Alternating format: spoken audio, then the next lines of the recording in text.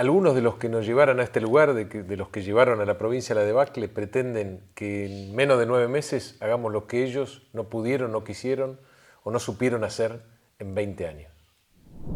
Es raro que un gobernador dé entrevistas a los comunicadores de redes, así que le quiero agradecer, gobernador Frigerio, por darnos esta posibilidad de preguntar y también de conocer la realidad de Entre Ríos.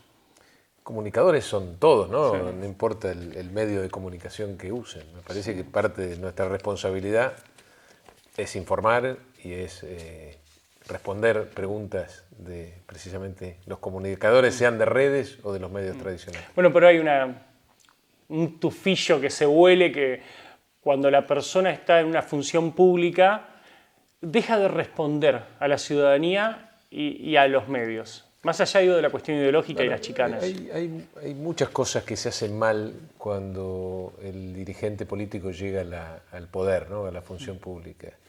En general tienen que ver con alejarse de la gente, ¿no? Alejarse de la sociedad, alejarse de las cosas que hacían antes de tener ese poder. Y yo creo que en eso germina gran parte de los problemas de la Argentina, en una distancia cada vez más grande entre la política y la gente. Por eso a mí me gustan otros sistemas de gobierno, más parecidos a los uruguayos, acá de Claro. nuestros amigos, donde hay menos protocolo, donde los funcionarios caminan entre la gente permanentemente. Creo que acá tendríamos que abonar un estilo como ese, porque, como te digo, me parece que gran parte de los problemas de la Argentina y de nuestra provincia radican en la lejanía que hay entre la función pública y los vecinos. Yo me anoté acá un par de datos que ahora vamos a hablar, pero como esta nota la va a ver mucha gente de diferentes edades, pero el grueso de nuestro público son De nuestra edad. de nuestra edad, son pibes jóvenes. Yo siempre le digo a los chicos, dejen de enfocarse tanto en Capital Federal y en hablar todo el tiempo de Milei o de Macri o de Bullrich o de Cristina, y empiecen a estudiar quiénes son los concejales de su ciudad, quiénes son los diputados provinciales, los senadores provinciales. Hay mucho desconocimiento de eso. Y vos fíjate que además, te tuteo, te puedo tutear, vos no me tuteas, pero Yo no lo voy a tutear por me una cuesta cuestión no de... tutearte, pero Bueno, si una vos no me cuestión tuteas, yo tampoco.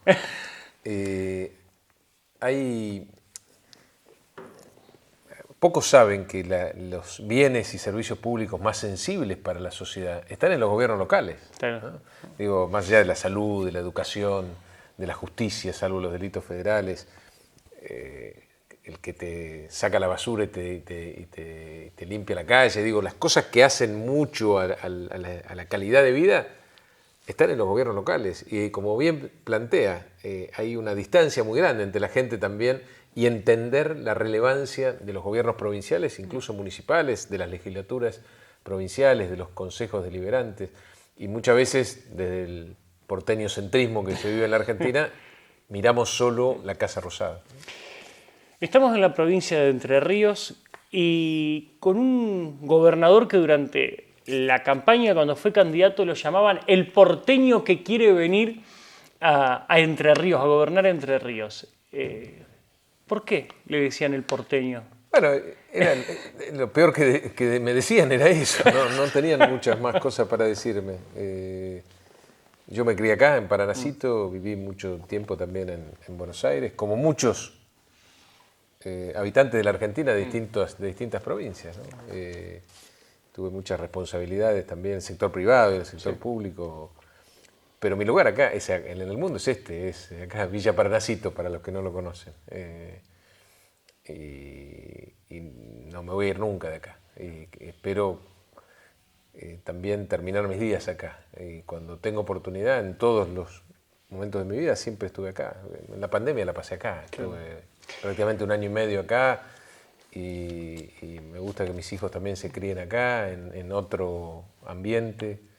Y yo, toda mi vida, más allá de esta circunstancia en la cual hoy soy gobernador de Entre Ríos, siempre he defendido el federalismo, la autonomía de los gobiernos locales, desde mi profesión como economista, desde mis trabajos en la función pública, tanto en los 90, cuando fui secretario de Política Económica, o cuando fui ministro del Interior y Obras Públicas de Macri, siempre en eso fui consistente, defendí el federalismo y las autonomías provinciales, porque de alguna manera también esa es mi esencia, ¿no? El federalismo se genera en Entre Ríos. Entre Ríos es la cuna del federalismo. Entre Ríos es la cuna de Pancho Ramírez, de Urquiza, de próceres de la Argentina que dieron su vida precisamente por la pelea de las autonomías provinciales, y esa es mi pelea también.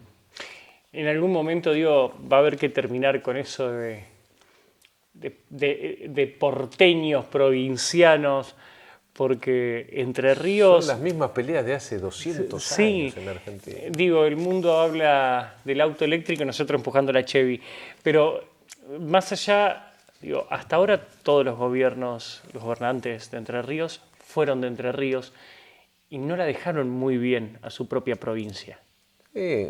Muchos además fueron de la ciudad con más pobres de la Argentina, que es Concordia, ¿no?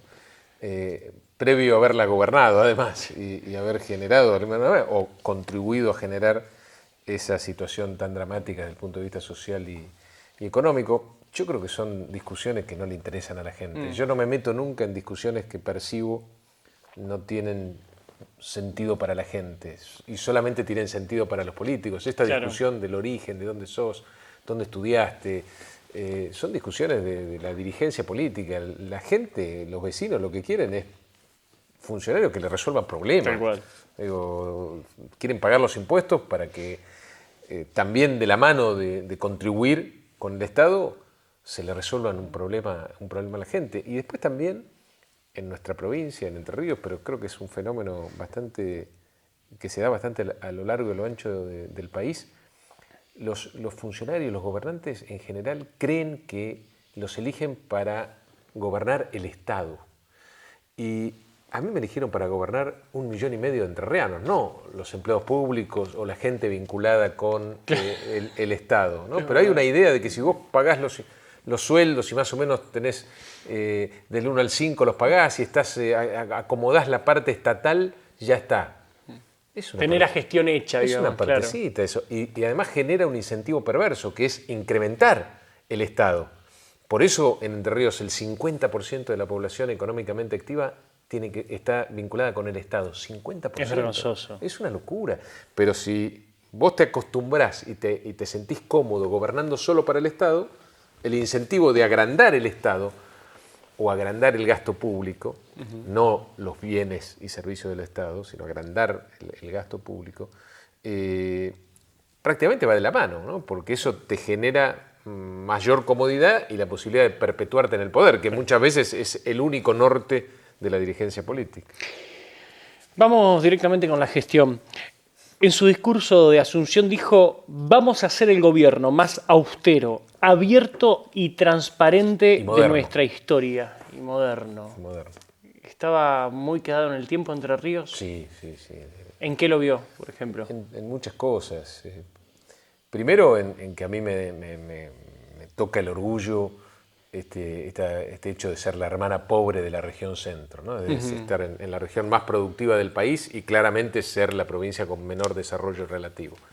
Sin ninguna explicación objetiva, más allá de haber convivido durante muchas décadas con gobiernos incompetentes, nada más. Y creo que eso hay que modificarlo, primero apelando a ese sector productivo, ¿no? Poniendo al gobierno de aliado del que invierte y genera empleo en el sector privado. Sí.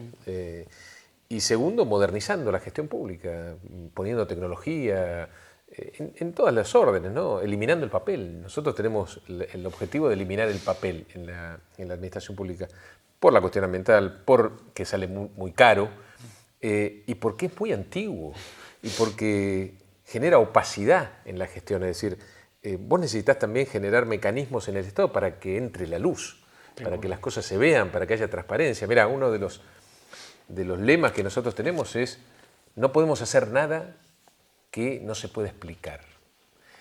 ¿Cuál es la consecuencia directa de esa? Por ejemplo, haber eliminado los gastos reservados. Si yo no puedo explicar los gastos reservados, los tengo que eliminar. Lo primero que hizo cuando asumió fue exponer y denunciar la herencia de 20 años del kirchnerismo. Y cuando empezó a mostrar la herencia recibida, la oposición lo empezó a cuestionar en la transparencia dijo, no, pero Frigerio no es tan transparente como dice ser. Pero esto no es una cuestión de personal, digo, yo creo que obviamente tengo mis valores y los voy a defender siempre, pero no es un tema de si yo soy o no soy transparente, es un tema de si el Estado tiene mecanismos para transparentar su gestión, para exponer al que no es transparente, para mandar a la justicia precisamente al que delinque o al que comete delitos vinculados en este caso con la corrupción. Ese es lo importante, no es un tema personal, es un tema de sistema, es un tema sistémico. Claro. Nosotros necesitamos un Estado sistémicamente transparente, que no esté vinculado a si el gobernador de turno es más o menos transparente. Claro. Lo ideal sería que lo fuera, ¿no? Pero lo que importa es el sistema. Digo, los problemas de corrupción en el Estado no son solamente por la cabeza.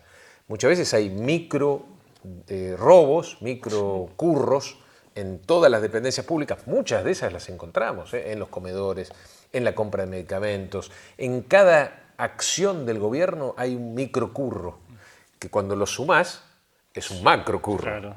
Y no necesariamente eso está vinculado con la esencia o los valores del que gobierna.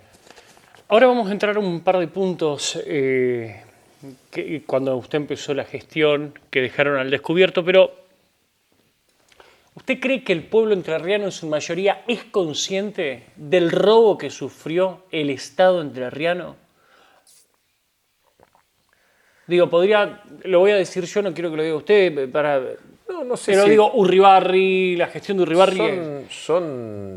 digamos, y en este caso hay que darle la derecha a la justicia, ¿no? Me parece que no somos la única provincia con funcionarios del más alto nivel que cometieron actos de corrupción y condenados.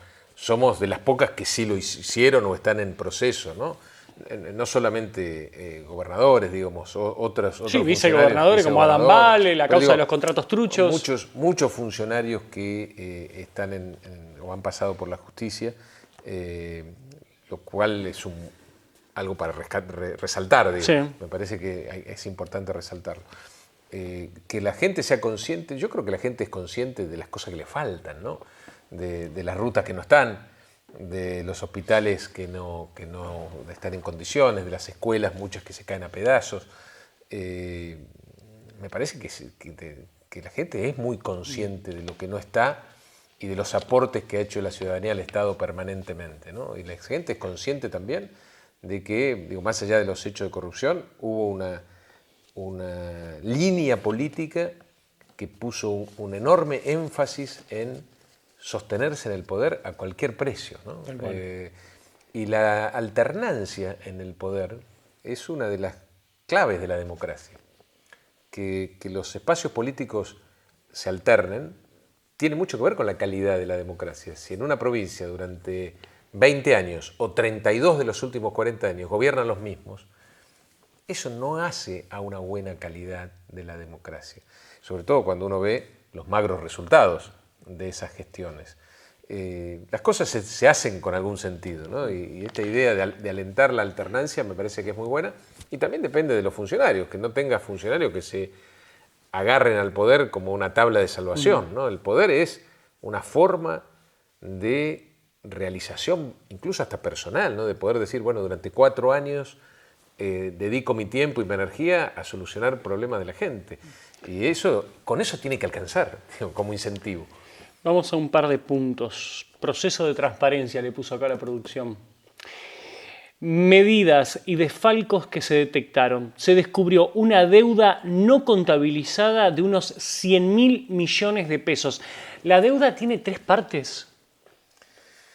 Se fueron descubriendo, sobre todo en la obra pública, pasivos que no estaban contabilizados, digamos, que lo fuimos enfrentando a medida que avanzamos en la gestión. Solo en la deuda pública tuvimos que ordenar 30.000 millones de pesos de deuda con contratistas del Estado. Solo en el plano de la obra pública. Pero, por ejemplo, disculpe que lo interrumpa, 100.000 millones, ¿qué podría hacer hoy usted con esos 100.000 millones si no faltaran de esta deuda no contabilizada? Bueno, el FONIT solo, Sí. el Fondo de Incentivo Docente que nos reclaman los docentes, creo que con justicia, porque de Sí. un día para el otro se quedaron sin una parte de su sueldo con la decisión del gobierno nacional, son 50.000, digo, el FONIT solo. Es mucha plata. O sea, para la provincia de Entre Ríos es la plata que muchísima falta plata. está ahí. Es muchísima plata. De hecho, es plata que no tenemos, ¿no? Claro. Por eso es muchísima plata. Y después también nosotros nos tuvimos que hacer cargo de una deuda en dólares que gestionaron en los últimos 20 años y que de casualidad empezó o no tan de casualidad, empezó a amortizar justo a los 40 días de haber asumido. Sí. No se había pagado nunca un peso y a los 40 días de haber asumido tuvimos que hacernos cargo del primer vencimiento de capital y de intereses, de los cuales había una partecita nada más ahorrada, y la otra la tuvimos que inventar, tuvimos que volver a endeudarnos. De igual manera le voy a decir, con todo respeto, me parece raro lo que me está diciendo, porque a mí el kirchnerismo me dijo que me han dicho que ellos no tomaron deuda. No, sí, como, sí. Mirá, es muy fácil esto. Cuando vos tenés déficit fiscal, Sí.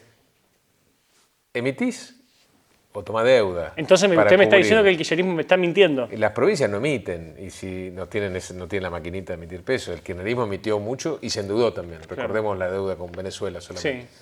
Pero en el caso de las provincias sí, hubo deudas cuantiosas. Estamos hablando de la provincia de alrededor de $1.000 millones de deuda. De que en este contexto de caída de recursos inédita en la historia, nunca... ¿Este es el peor momento de la historia? Sí, yo creo que sí. Desde el punto de vista de los ingresos del Estado, Sí. sin duda, porque hoy tenemos 7% menos de recursos que en la pandemia. 20% menos de recursos que el mismo mes del año pasado. Es decir, el Estado en Entre Ríos hoy funciona con una quinta parte menos de recursos que el año pasado. Un 10% menos casi que los recursos de la pandemia, con muchas más responsabilidades que en la pandemia, sin duda, porque el país estaba paralizado. Ahora, además de la acción normal del Estado, tenés más demanda de comedores, mucho más. La pobreza está creciendo, hay demanda de medicamentos, creciente también. El gobierno nacional tomó la decisión de dejar de hacer cosas que se hacían antes en el territorio, que ahora se traspasan a la responsabilidad de las provincias, y eso exige también mayor gasto subnacional. Sí.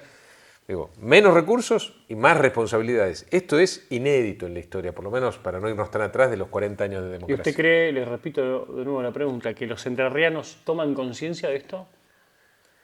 Yo creo que la gente, el vecino, el ciudadano común, saquemos la política, entendió claramente sí. que no hay plata. A los políticos le cuesta más, ¿viste? Siempre te dicen, bueno, buscá, tiene que haber algo. No entienden la restricción presupuestaria. Y yo creo que la gente, el común de la gente lo entiende más, porque vive con esa restricción presupuestaria todos los días. Porque sabe que no puede eternamente gastar más de lo que ingresa por el salario o por algún ingreso familiar. En la política se creó esa locura, esa magia de que siempre hay algo que puede cubrir esa brecha entre los gastos y los recursos. En la familia eso no ocurre. La familia tiene determinado ingreso y determinado gasto. Y por eso esta lógica de explicar con crudeza, como nunca antes, desde el presidente para abajo, que no hay plata, yo creo que lo entendió muchísimo más rápido la gente que la política. Vamos con un poquito de herencia. Durante el mandato de Gustavo Bordet, del ex gobernador Bordet, hoy actual diputado nacional, los nombramientos de amigos o familiares en planta permanente en el Estado entrerriano aumentaron un 33%. Quiero hacer primero un paréntesis, porque sí. Yo, habiendo tomado también, de alguna manera, la lección de mi participación en el gobierno de Mauricio Macri, sí. Donde no quedó tan clara la situación que se heredó, con mucha contundencia y claridad, al inicio de la gestión, planteamos la herencia recibida, con mucha claridad.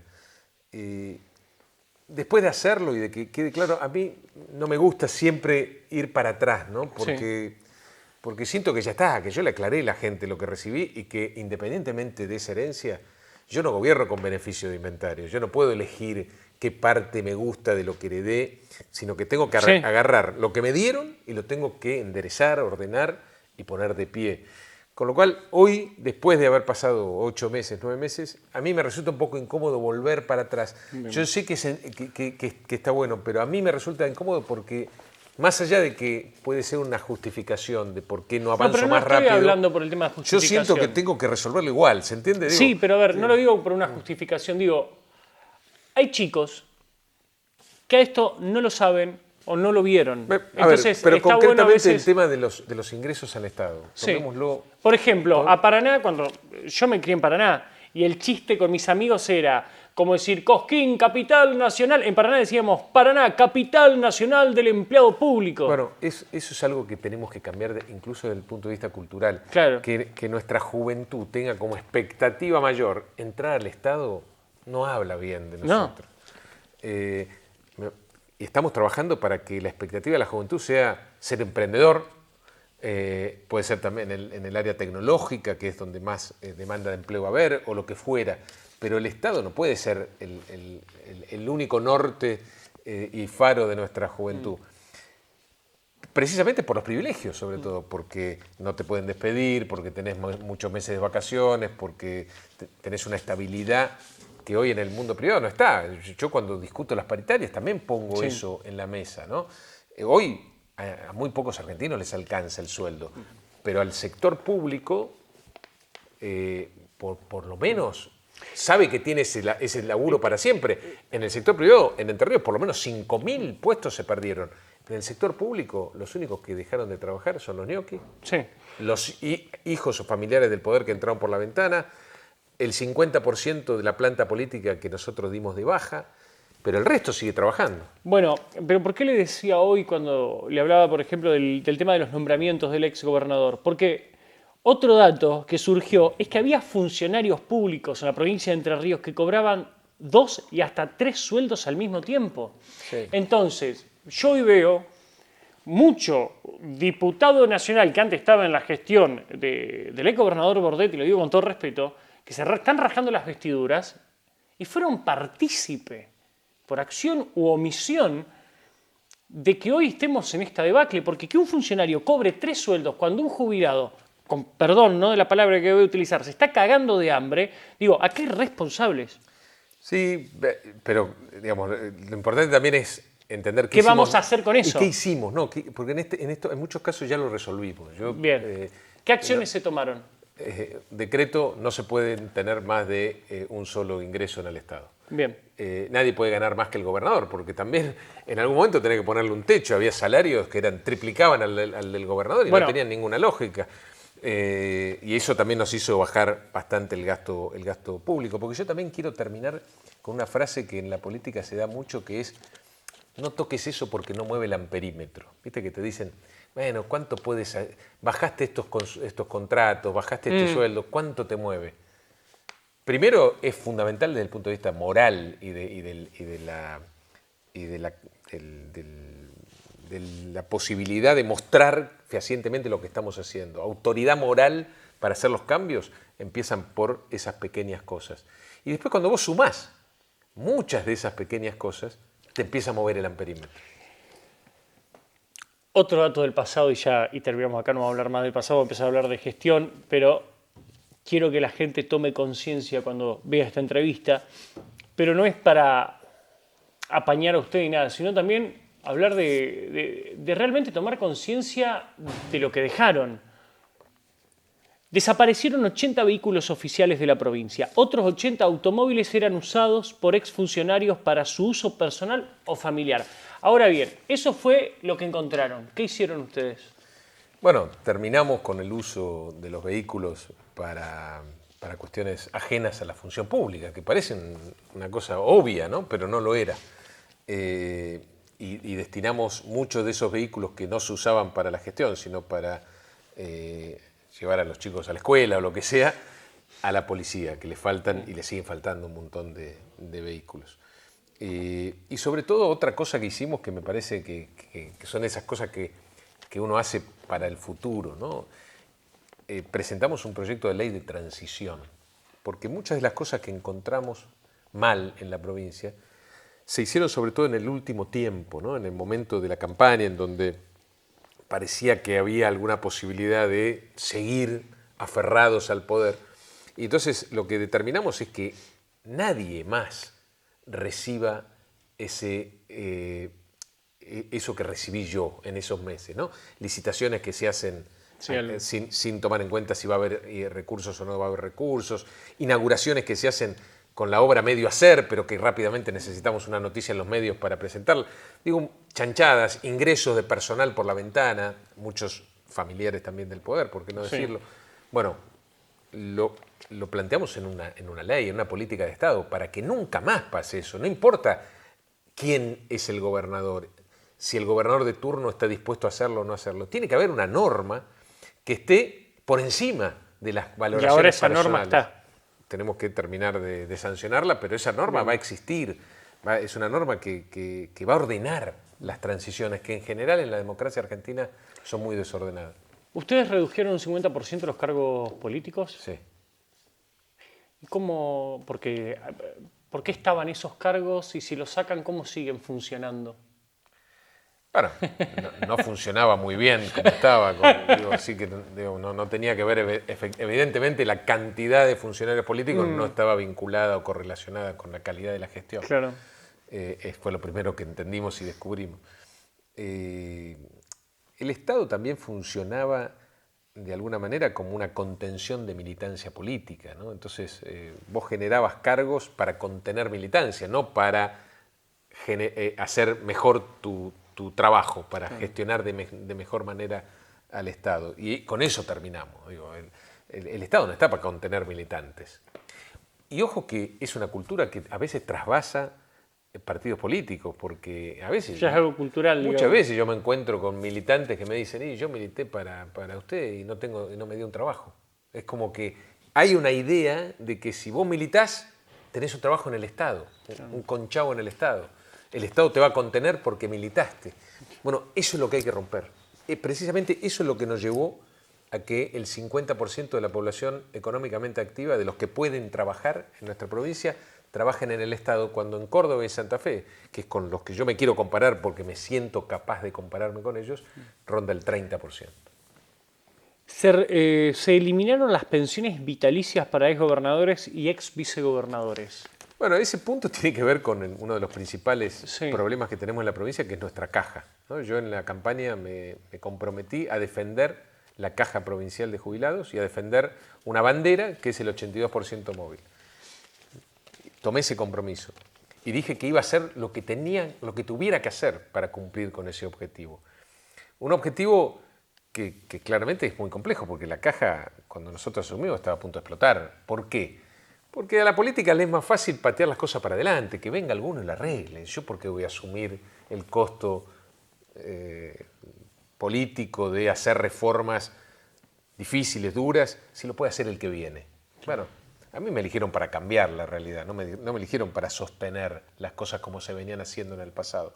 Y por eso nosotros metimos reformas muy importantes en la caja, que en el tiempo, junto con otras reformas que estamos planteando, van a estabilizar la caja. Ahora, ¿cómo puedo hacer eso yo, pedir ese sacrificio, pedir eso, si yo tengo personalmente como gobernador un privilegio?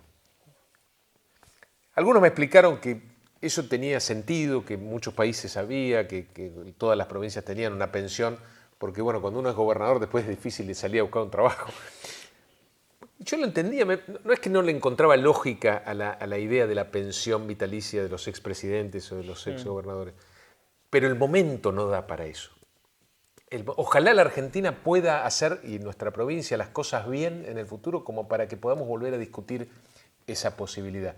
Hoy, si yo no voy con el ejemplo propio, es decir, había un privilegio, había una pensión para el gobernador, no hay más. Avancemos en las reformas que hacen falta. ¿El desarrollismo entrerriano ya arrancó? Bueno, arrancó un gobierno, hoy precisamente lo dije en una apertura de una rural en Gualeguay, arrancó un gobierno que entiende que que tiene que estar a disposición del sector privado para que el sector privado pueda abrir sus alas, ¿no? y aprovechar todo ese enorme potencial que tenemos como provincia, ya sea por nuestros recursos naturales, por nuestros recursos humanos, por nuestra cultura, que no han podido destruir, sí, vinculada a la tradición de la cultura del esfuerzo, del trabajo, del mérito, que tiene mucho que ver con la inmigración que vino a Entre Ríos. Y eso es lo que arrancó un Estado que entiende que la riqueza se produce en el sector privado, no en el sector público. Y que hay que producir mucha riqueza en el sector privado para que después haya un Estado que pueda generar políticas de igualación social. Pero no es al revés, eso es lo que arrancó. Un Estado desarrollista, si querés, sí, porque yo quiero desarrollar ese tremendo potencial que sé que tiene Entre Ríos y que ha estado dormido durante muchísimo tiempo. Inversión agro. En colaboración con el Banco de Entre Ríos se lanzó una línea de crédito de hasta 5.000 millones de pesos con tasas de interés competitivas destinadas a la adquisición de maquinaria para la producción.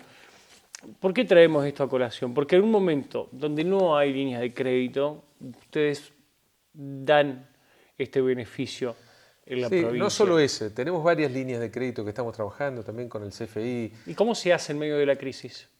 Priorizando. Cuando uno no tiene plata, lo más importante primero es cuidar cada peso. Yo creo que parte de mi responsabilidad como gobernador es estar encima de cada peso que ingresa en el Estado. Yo realmente de manera personal me fijo qué se gasta, cómo se gasta, a dónde se gasta cada peso de los contribuyentes. Usted es economista, sin quitarle, ¿no? y sin que suene una falta de respeto al ministro de Economía de la provincia.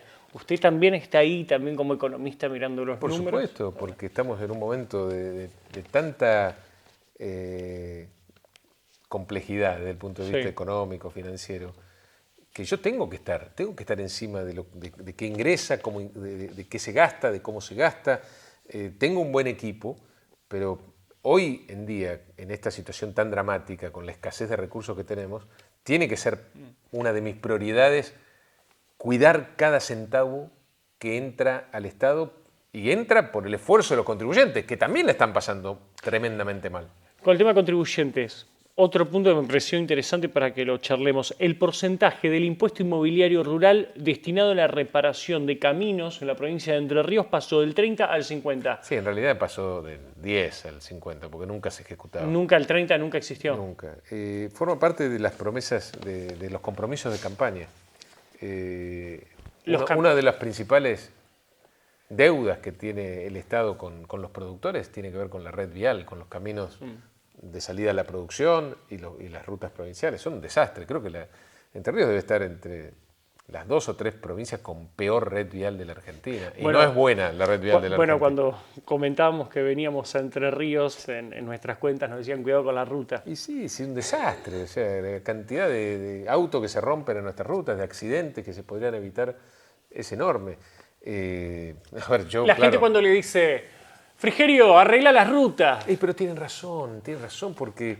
Pero ¿cuál es la explicación de cómo se hace para arreglar ya eso? Fueron décadas de desidia y de desinversión, de rutas que nunca se hacían, o que si se hacían, duraban un año y ya estaban otra vez poseadas, que es algo que acá en Entre Ríos todos van a decir.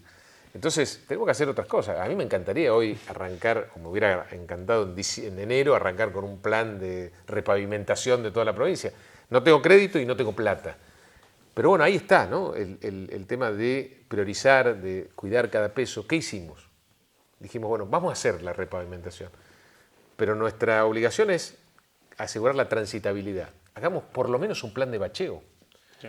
Bacheemos toda la provincia. Empecemos por un tramo, vayamos a otro tramo después. Plantémonos de acá a un año tener toda la provincia con un plan de bacheo. Y en el interín, yo personalmente también estoy gestionando créditos de largo plazo, organismos multilaterales sobre todo, para hacer un cambio más estructural de nuestra red vial. Después, este 50% del impuesto inmobiliario rural lo estamos usando para reconstruir casi 5.000 kilómetros de caminos de ripio, que también tiene un nivel de desinversión de muchísimo tiempo. Y pusimos en marcha Vialidad Provincial, que era también un desastre, creo que de las peores ámbitos o sectores del Estado en la provincia era vialidad, esto lo puede decir y atestiguar cualquier entrerriano. La pusimos en marcha, no es fácil, yo no digo que de un día para el otro empieza a funcionar como yo quiero, pero ya empezó a cambiar la cultura. Ya vialidad está otra vez mostrándose en los caminos, ya los hombres de campo, nuestros productores rurales empiezan a ver que no están tan solos, que arreglamos como podemos las máquinas de vialidad y empezamos a arreglar los caminos. No de un día para el otro, ¿no? Yo no quiero mentirle a los entrerrianos. Yo no le voy a decir que porque vengo yo, viene mi equipo conmigo, esto se solucionó. Pero lo que tenemos que cambiar es el rumbo hacia donde estábamos yendo. Eso era lo que estaba mal, el norte. Hoy apuntamos al norte correcto. Bueno, ahora tenemos que ver en este contexto tan difícil, esperemos que no dure para siempre este contexto tan difícil, cómo vamos dando respuestas concretas a demandas que llevan demasiado tiempo en la provincia, demasiado tiempo. Por eso la gente tiene el derecho de decir, Frigerio, arregla esto, Frigerio, arregla lo otro. Porque están hartos los entrerrianos, hartos de décadas y décadas de desidia y de funcionarios que no se ocupaban de las cosas. ¿Por qué van a suponer que yo estoy dedicado completamente toda mi vida a hacer esto si sienten que durante mucho tiempo los funcionarios no lo hacían? Tienen derecho a pedir, a reclamar y tienen derecho a desconfiar también. ¿Por qué no? ¿Por qué? ¿Por qué van a confiar de un mes para el otro, de poco tiempo, que la cosa cambió? Yo lo tengo que demostrar con hechos concretos, con todo lo que estamos haciendo desde el punto de vista institucional, incluso la reforma política que encaramos, sí, hasta cuestiones concretas, el bacheo, arreglar las escuelas. Yo no puedo arreglar todas las escuelas, me encantaría. ¿Qué hice en esta malaria? Díganme las escuelas que están en una situación que ponen en peligro a nuestros estudiantes o a nuestros docentes. Arreglémoslas. ¿Cuántos son? 70. Listo, vayamos a estas 70. Y después vemos cómo arreglamos las otras. Eso es priorizar. Le hago una pregunta con todo respeto porque habló del tema de las escuelas. A mí me pareció una muy buena campaña y fue la primera vez que se vio un gobernador en la provincia de Entre Ríos pintando las escuelas, yendo junto con los vecinos, con los padres y con los docentes a arreglar la escuela. Pero no es la primera vez. Lo primero que me decían los padres, las maestras, los maestros, esto es lo que hacíamos hace 50 años. Claro. Pero un funcionario de tan alto rango que vaya, ahora le pregunto, pero muchos desconfiaban y decían, es demagogia. Pero yo lo hacía, pero yo no lo hacía porque tampoco yo puedo arreglar todas las escuelas o pintar las escuelas. Sí. Pero si lo ven al gobernador haciendo eso, mucha gente se va a sumar. Digo, era también un llamador para que nos ayude, porque esto lo hicimos con la comunidad, no con los funcionarios. Claro. También con los funcionarios, pero haber podido arreglar en poquito tiempo, darle una lavada de cara, porque tampoco la arreglamos estructuralmente a las escuelas, fue por la comunidad, porque la comunidad de alguna manera recuperó esa comunión y cercanía con la escuela que se había perdido. En otra época, la escuela era el centro de la comunidad, era el centro del pueblo, y eso se fue perdiendo, y yo lo quiero recuperar. Quiero que la escuela vuelva a ser el centro de la comunidad y de los pueblos, de cada uno de los pueblos de Entre Ríos. Evitaron el default provincial al afrontar con éxito la deuda en dólares que vencía en febrero de este año, lo cual, digo, estuvo bien. Recordemos el caso de La Rioja. La Rioja es una provincia que defaulteó, no pagó, y eso también complica las negociaciones del gobierno nacional con los fondos extranjeros. Digo, parte de que la Argentina no tenga crédito, que los productores no tengan crédito, que un joven no tenga un crédito hipotecario para irse a vivir solo o lo que fuera, tiene que ver con una Argentina que ha violado sus compromisos permanentemente a lo largo de su historia. Yo no puedo contribuir desde mi posición a esa triste historia. ¿Qué opina del caso de La Rioja? Que está mal, que las deudas se contraen para pagarlas, no para no honrarlas, porque, de nuevo, lo que sucede es que nunca más después vamos a tener crédito. O vamos a tener un crédito muchísimo más caro que el que tienen otros países, y sin crédito no hay desarrollo. No existe esa posibilidad. Entonces, ¿el crédito qué es? La confianza. La confianza hay que sostenerla aún con el esfuerzo enorme que hicimos este año de pagar 2 vencimientos, febrero y agosto. 150 millones de dólares, para nosotros eso es un montón de plata. Pero nosotros no podemos poner en riesgo la posibilidad de en algún momento recuperar el crédito, porque si no, no tenemos futuro.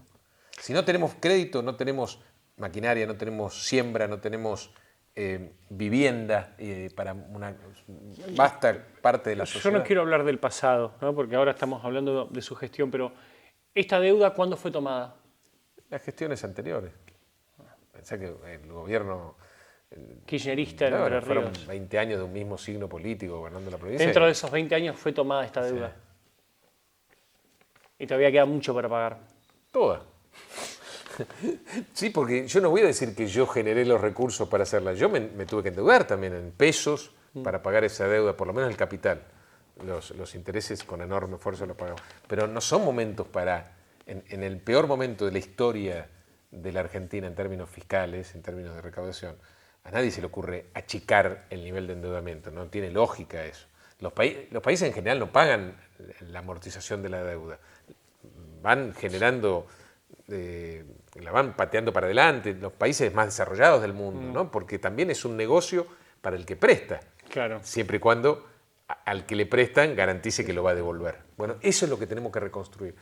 Pero gran parte de nuestros problemas tiene que ver con esa deuda muy grande para las finanzas provinciales que se han contraído en el pasado. Vamos ahora a un problema de su gestión, que es el tema docentes. ¿Puede dormir con el problema docente? A mí me angustia profundamente, ¿no? Porque yo sé que los docentes tienen razón, digamos, que los sueldos son bajísimos, que no alcanzan. Lo que pasa es que es tan amplio, son tantos docentes, tantas personas vinculadas al tema docente, estamos hablando de cerca de 50.000. Ustedes imaginemos, ¿no?, que cada peso que se aumenta hay que multiplicarlo por 50.000, más los jubilados, es enorme. Ustedes tuvieron una decisión política de mantener de manera obligatoria los 190 días de clases. Bueno, Pero ¿cómo se puede hacer eso con un conflicto docente, gobernador? Hay que buscarle la vuelta, porque los rehenes de estos problemas no pueden ser los niños, no pueden ser los rehenes de este problema, los que terminen sufriendo más que nadie. Y ahora yo le tiro esta esta frase que dicen algunos docentes. Docente que lucha también enseña cuando hacen paros en las escuelas. Y mientras enseñen, está bien, digo.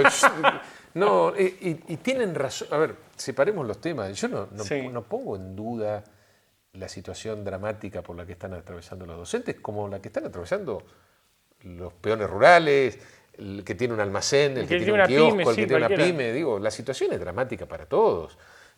Incluso para el sector privado, agregarle un dramatismo que es levantarse todos los días, no saber si va a poder seguir sosteniendo ese trabajo. En el sector público, por lo menos hasta ahora, hemos podido garantizar la estabilidad laboral en esta debacle económico y fiscal. Pero yo no voy a ponerme a discutir esos derechos, porque yo los comparto. Lo que yo planteo es, ¿cómo hacemos para pagarlo?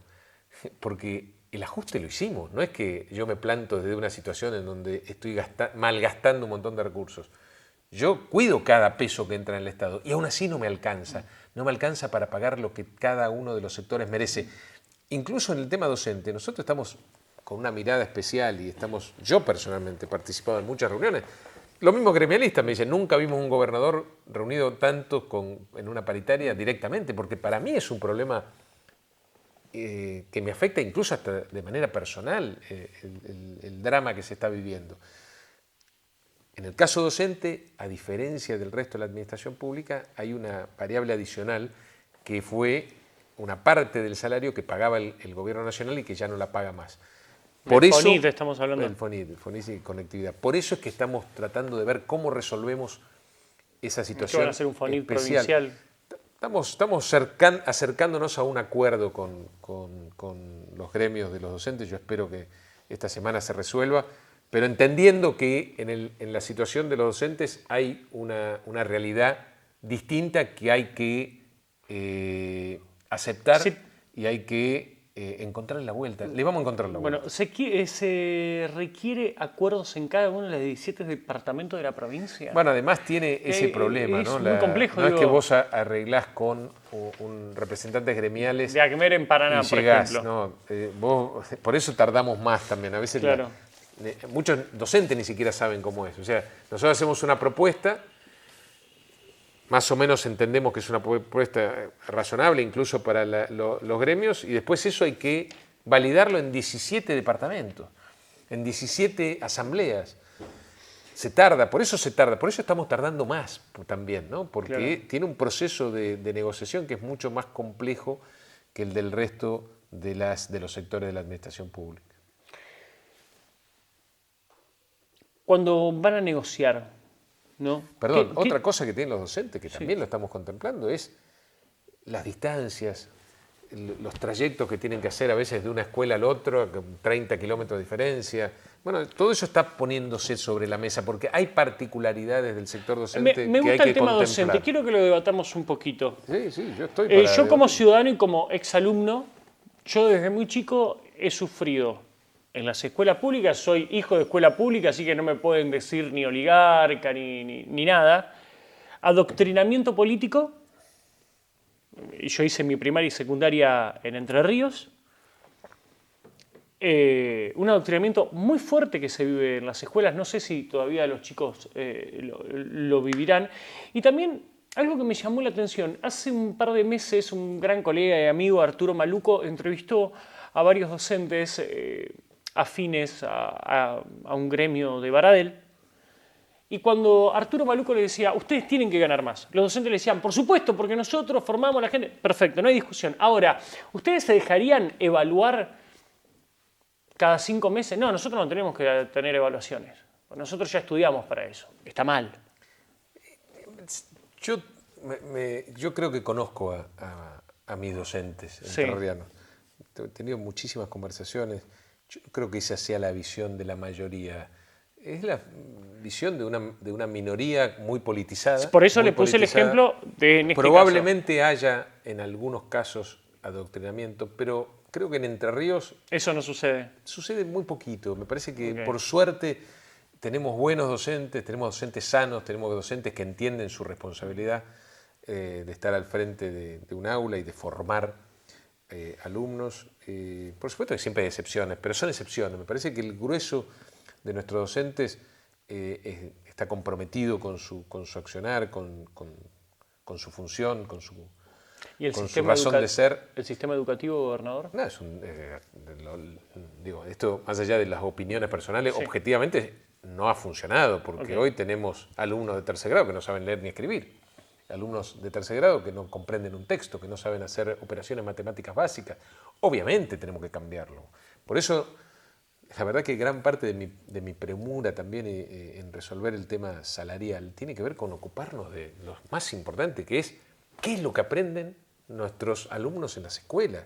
¿Cómo hacemos para mejorar eso? Por eso implementamos un plan provincial de alfabetización. Hicimos un esfuerzo enorme en los primeros 2 meses de la gestión para comprar los cuadernos, porque se nos arrancaban las clases y no teníamos los libros vinculados con este plan de alfabetización. Yo quiero garantizar que un alumno de tercer grado sepa leer, escribir, hacer cuentas aritméticas básicas, de mínima. Me encantaría además que aprendan idioma, porque hoy si no sabes inglés es difícil que te introduzcas en el mundo tecnológico, que es donde tenés prácticamente garantizado un empleo. Pero vayamos a lo básico, a lo que había 100 años atrás. 100 años atrás, un alumno de tercer grado sabía leer, sabía escribir, sabía operaciones matemáticas básicas. Bueno, por lo menos volvamos a eso, ¿no? La universalización de la educación en algunos lugares, en nuestra provincia, en muchas provincias, generó también una caída en la calidad, que no tenía por qué estar vinculada una cosa con la otra, que tenemos que revertir. Y yo creo que además hay que medir, porque lo que no se mide no se cambia. Tenemos que medir. Y yo he encontrado muy buena ¿Los docentes están de predisposición. acuerdo, los docentes entrerrianos, con La eso? gran mayoría entiende que tenemos que medir, que la medición no es para estigmatizar a nadie, sino para encontrar dónde está el problema y solucionarlo. Y después tenemos otro problema con el secundario, porque hasta ahora hablamos De la primaria. El secundario también. Tenemos que hacer cambios sustanciales. Si el 50% de los estudiantes del secundario abandonan, más o menos a los 15 años la escuela, es que hay algo que está mal, muy mal. Entre otras cosas, que los adolescentes entiendan para qué estudian, cuál es el beneficio concreto de estudiar. Hoy no lo saben, porque el mundo académico, el mundo del secundario, está muy alejado del mundo del trabajo. Entonces, no hay una correlación en la cabeza de nuestra juventud que vincule educación con empleabilidad. Y eso es lo que tenemos que generar. tenemos que generar un vínculo muchísimo más estrecho entre el mundo de la escuela y el mundo laboral. Y lo estamos haciendo, tenemos un plan precisamente para eso. Y me encantaría poder enfocarme en eso. Digo, eso también me quita el sueño. Me quita el sueño la situación de los salarios, pero también me quita el sueño la pandemia educativa que existe en nuestra provincia, en muchas provincias de la Argentina. No es un tema nuestro, digamos. La caída del nivel de la educación es un tema que incluso me lo aceptan con dolor los docentes, porque ellos también son víctimas de esto. Sí, muchos docentes también son víctimas de los pocos días de clase, de la infraestructura pésima en las escuelas, de los malos salarios, de los problemas para ir, de que muchas veces llueven 20 milímetros y el docente no puede ir porque no tiene acceso, no hay accesibilidad. Para cerrar el tema docente, ¿va a tener solución el tema de los salarios? Yo estoy convencido que sí, que nos vamos a poner de acuerdo, tenemos que hacerlo. Es demasiado importante el objetivo como para no ponernos de acuerdo. Se han puesto de acuerdo en muchas otras provincias con ofertas incluso por debajo de la oferta. ¿Cómo es la oferta de ustedes? Bueno, prefiero todavía no materializarla porque forma parte de una discusión interna, pero nosotros no estamos aislados del resto de las provincias. Pero se está haciendo un esfuerzo y por supuesto tenemos que ver qué han hecho otras provincias que han podido acordar con sus gremios. ¿Cómo cuáles? Bueno, la provincia de Buenos Aires, por ejemplo. La provincia de Buenos Aires no tiene paros y las ofertas que han tenido están muy por debajo de las que hemos ofrecido nosotros. Bien. Córdoba, digo, para ir a una provincia también de la región centro. Nosotros estamos mirando lo que está ocurriendo en otras provincias porque claramente está también vinculado con el sector docente, que tiene que tener una lógica a lo largo y a lo ancho del país. Antes de cambiarme de domicilio, la última vez que voté en Paraná, era interminable la cantidad de boletas que había en las aulas, en los cuartos oscuros. Ustedes están con la reforma electoral, la bendita reforma electoral que llevaría una boleta única de papel, un modelo de Córdoba, por ejemplo, Mendoza, la inamovilidad de la fecha de elecciones provinciales, creación de un fondo especial para el financiamiento de campañas electorales y la confirmación de las PASO provinciales. Nosotros estamos haciendo una reforma política porque no podemos votar como hace más de 100 años. No puede ser que el mundo avance y nosotros nos quedemos estancados. Y de nuevo, acá hay problemas económicos, porque es muy cara el financiamiento de la boleta de papel, carísima. Ambientales también, se queman después de cada elección miles y millones de boletas. Problemas de transparencia, ¿no? El hecho de votar con una boleta de papel exige tener un control en cada escuela que muchos espacios políticos no pueden tener, ¿no? Entonces ahí ya tenés una cuestión de inequidad entre los grandes partidos y los partidos que no pueden tener fiscales en cada mesa, y ya es absurdo que si vos no tengas un fiscal, si vos no tenés un fiscal, tenés el riesgo de que te roben el voto popular. Sí, es una absurda. Bueno, por eso tenemos que cambiarlo. Y algunos me dicen, bueno, pero no es la prioridad. Sí, también la calidad de la democracia es una prioridad permanente, por lo menos de mi gestión. De nuevo, ¿para qué te metes en eso? Sí, me meto porque nosotros no podemos hacer más las cosas porque se vienen haciendo de esa manera durante tantos años. Claro. Tenemos que cambiar cómo se financian las campañas, la transparencia, el control. Forma parte de la calidad institucional de nuestra provincia y somos la única provincia de la región centro que vota así. Santa Fe, Córdoba, hace rato que tienen boleta única. Mendoza también.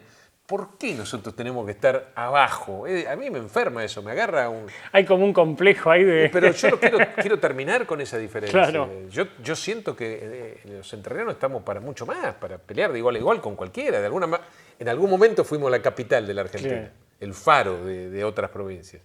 ¿Por qué no podemos soñar en volver a ocupar ese lugar? Yo siempre pensé que hubo como un trabajo dañino, adrede, de bajarle la moral al pueblo entrerriano por algunos pillos, pero es una opinión. Pero yo permanentemente trato de revertir eso, ¿sí? Porque yo también lo siento. Yo creo que el orgullo es un motor también para el desarrollo y de lo que hay que agarrarse, ¿no? Y mirar para atrás a veces sirve también para para ver dónde están nuestras fortalezas, ¿no? En esa cultura, insisto, que tenemos que volver a despertar del trabajo, del mérito, del esfuerzo. Yo apuesto a eso. Relación con el gobierno nacional. ¿Cómo se lleva con Milei? Tengo una relación de muchos años con Milei, compartimos la misma profesión, somos economistas, tenemos la misma edad prácticamente. Tengo una buena relación, creo que el presidente ha hecho muchos esfuerzos también para este cambio cultural del que hablaba yo, ¿no? y de que hace falta. Por ejemplo, instalar esta idea del equilibrio de las cuentas públicas como condición sine qua non para Eso coincide para con el desarrollo. presidente. Pero es sentido común, no es ideología, es sentido común. Digo, así nos ha ido por no respetar el sentido común. Los vínculos con las democracias occidentales, una inserción inteligente de la Argentina en el mundo, la desregulación, que el privado haga todo lo que el Estado se ocupe de proveer bienes públicos y servicios públicos, pero no que haga cosas que el sector privado las pueda hacer mejor. Bueno, no que le maneje la vida a la gente. Que no le maneje la vida a la gente, que haya libertad, pero yo por supuesto que comparto ese norte. Y siempre lo aclaro, ¿no? Que yo comparta el norte, primero, no quiere decir que esté de acuerdo en todas las cosas que hace el gobierno, y segundo, no tiene nada que ver con el mismo énfasis defender lo nuestro, defender los derechos. O sea, de los respeta entrerrianos. al presidente, pero el federalismo... Lo voy a defender siempre, y en hecho concreto, ¿no? De la boca para afuera, como se hizo eternamente. Nosotros tenemos dos grandes temas en los cuales nos sentimos durante décadas discriminados. Uno es el tema de la caja provincial. Entre Ríos decidió sostener una caja de jubilaciones estatales provincial y el ANSES no le da los recursos que le corresponden por derecho de hace años, décadas. Y después está Salto Grande, donde también nos sentimos discriminados por el precio que fija el gobierno nacional, sobre todo para los excedentes. Pero son cosas que se vienen hablando acá, bueno, recordarás, de años, décadas. ¿Cómo puede ser que en 8 meses hayamos sido el primer gobierno en la historia de Entre Ríos que puso una demanda en la Corte Suprema de Justicia, que es el único lugar que existe en la democracia para dirimir estos conflictos entre distintos niveles de gobierno, para el caso de la Caja y para el caso de Salto Grande? Por eso decía, hay mucho de la boca para afuera, mucho de la defensa del federalismo y de los derechos y de la entrerrianía, pero después concretamente no hacían nada. O sea, yo agoté la instancia del diálogo, la instancia administrativa, y fui a la instancia judicial. Pero ni siquiera me lleno el pecho con eso. Claro, ojalá lo pueda resolver de otra manera. Era lo coherente. Sentido común. Claro. Sentido común. Si uno siente que tiene un derecho avasallado, para eso está la justicia. Hablemos de derechos avasallados. Entre Ríos entra en la lista de las provincias con más obras nacionales frenadas, 27 en total. ¿Acordaron ahora con el gobierno reactivarlas? Bueno, fuimos la primera provincia que se sentó, por lo menos que llamaron a ordenar eso, que la verdad que era un gran desorden. Acá también había, para decirlas, hay que decir todo, ¿no? Por un lado, yo y le agradecería que diga todo. Estoy peleando con el gobierno nacional para que hagan las obras que tienen que hacer, para que me transfieran las obras sin deuda. Es una pelea que estoy dando permanentemente. Pero por el otro lado, tenemos que ser justos. Es decir, acá un gobierno kirchnerista que durante 20 años más o menos lo que hizo fue concentrar recursos que le correspondían a las provincias, sacarle la plata a las provincias, sacar la autonomía a las provincias y transferirle las plata por transferencias discrecionales. Obra pública, el FONIT, subsidios. Pero era plata nuestra, plata mía. La plata mía la quiero administrar yo, no que vos me la saques y me la des cuando tenés ganas y de la forma en la que tenés ganas. Y por eso se hacían obras nacionales que no tienen sentido común. Hacer un cordón cuneta en un municipio o una obra de alcantarillado en un municipio financiada por el gobierno nacional no tiene lógica. ¿Cómo un funcionario de la Casa Rosada va a determinar prioridades y va a poder controlar esa obra? Lo lógico es que te den la plata para que lo hagas vos. Yo lo que estoy haciendo es pelear por la nuestra. Yo quiero la autonomía, quiero que nos den a los entrerrianos la plata que nos corresponde y nosotros vamos a saber cómo invertirla. Ya para ir cerrando esta entrevista, de nuevo agradecerle, y se lo digo en serio, agradecerle a usted y a su equipo por dejarnos charlar, porque simplemente es esto, es preguntar, hablar de datos y que el funcionario conteste. Y a veces se hace muy difícil en estos tiempos que los funcionarios contesten, están medios complicados. Quiero hablar del Frigerio persona, más allá del político. Y me anoté un par de preguntas que no quiero ser ni muy majul ni muy novarecio para preguntar, pero tiene 3 minutos para volver a hablar con su abuelo. ¿Qué le pediría o qué consejo o charla daría, y más en este momento que usted llegó a gobernador? La verdad que me hace falta. No, mi abuelo tenía una personalidad impresionante, cualquiera que lo haya conocido te lo va a decir. Y la verdad que tenía... Yo fui funcionario del gobierno de Menem y él no estaba muy de acuerdo con eso. No, Pero siempre me dijo siempre me acompañó porque entendía que era una oportunidad para mí. Yo era muy joven, tenía 26 años y tenía muchas responsabilidades, pero siempre me acompañó, siempre tuvo una palabra un consejo frente a cuestiones que se me iban apareciendo en la gestión. Él se murió en el 2006, o sea que no compartió conmigo mi experiencia como ministro. Y ahora en esta que es la experiencia más desafiante que tengo, por lo menos en mi vida en el sector público, tampoco está. Y la verdad que esto que es desafiante y en un contexto muy difícil, tremendamente difícil, me hubiera gustado tenerlo para consultarlo y para pedirle consejo. ¿Sabe por qué le pregunto? Porque cuando he visto su archivo, usted habla de don Frigerio casi como una figura paterna. Claro, me llamo igual, soy el hijo mayor de su hijo mayor, probablemente el único que se dedicó a la economía y a la política como él. Estaba un poco condicionado ya desde el vamos. Y me formé al lado de él, me formé al lado de personas como Frondizi, Claro. ¿no? Como mi abuelo y como tantos otros dirigentes de otra época, ¿no? Y muchas veces también de otros valores y de otro compromiso con la Argentina. ¿Lo más lindo que le dijo don Frigerio? Mi abuelo era muy cariñoso. Esa parte no sé si es tan conocida, pero era de abrazar, era de palmear, era de transmitir afecto incluso corporalmente, ¿no? A veces no era tanto lo que decía, sino eso, ¿no? El abrazo en el momento que uno lo necesitaba. ¿Qué se le pasa por la cabeza a un hombre que se siente capaz de gobernar una provincia o un país? Qué rara esa pregunta. Digo, no a cualquiera se le pasa ser gobernador, ser intendente o ser presidente. Es muy buena la pregunta porque hoy me cuesta contestarte, pero me hubiera costado mucho más contestar esto a los 26 años cuando tuve una responsabilidad grande en el Ministerio de Economía de la Nación.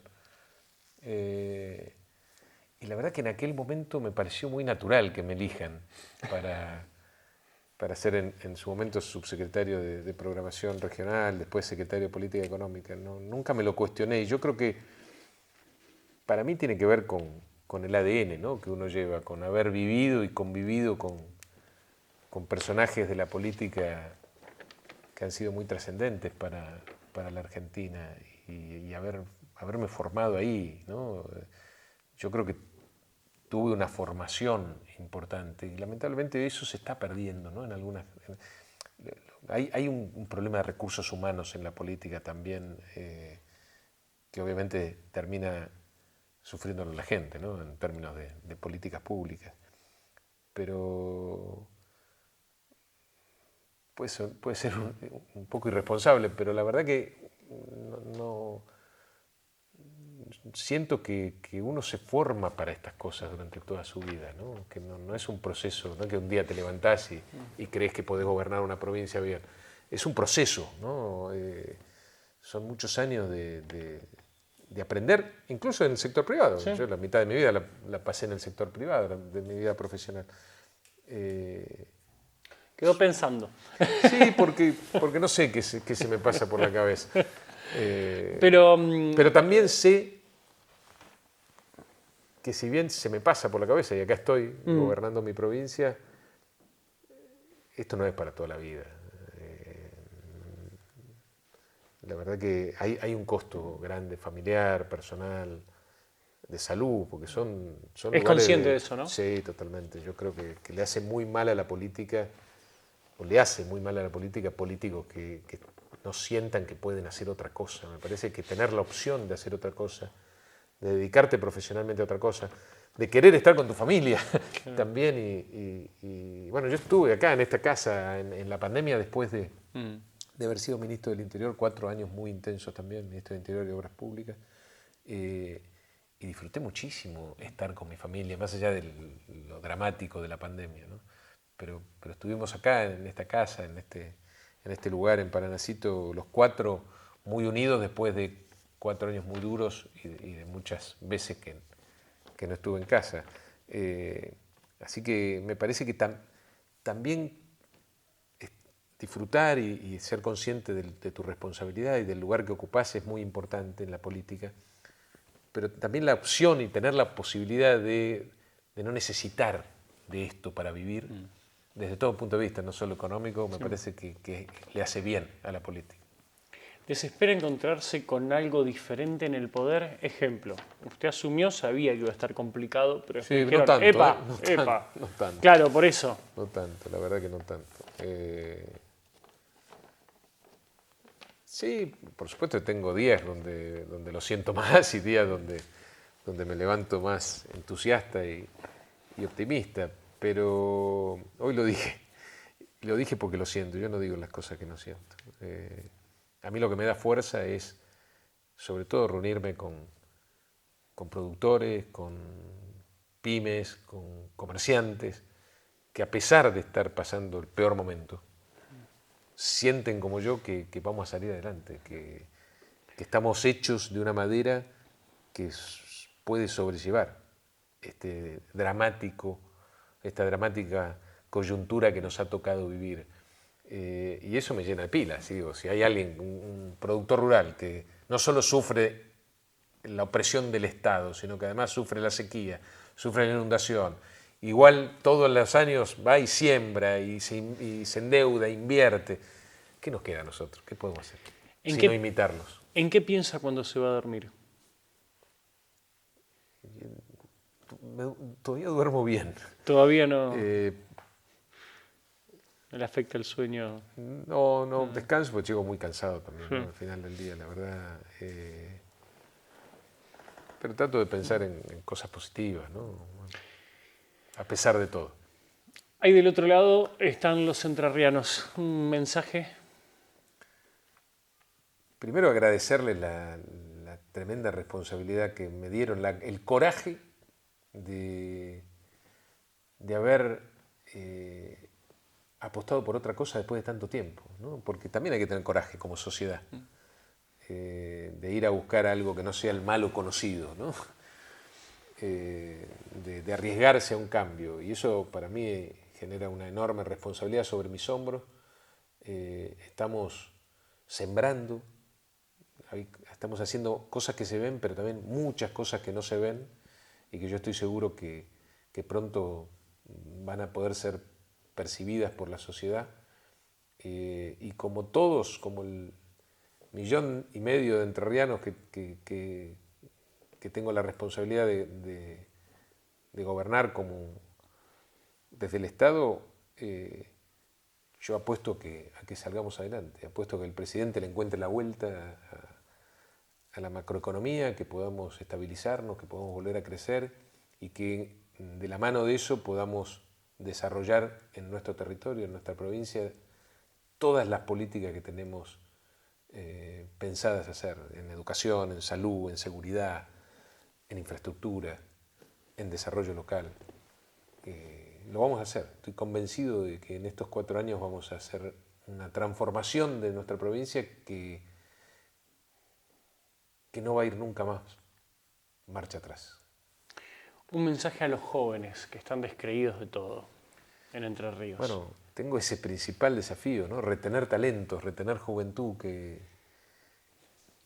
no siente que acá en Entre Ríos tiene una contención o la posibilidad de crecer.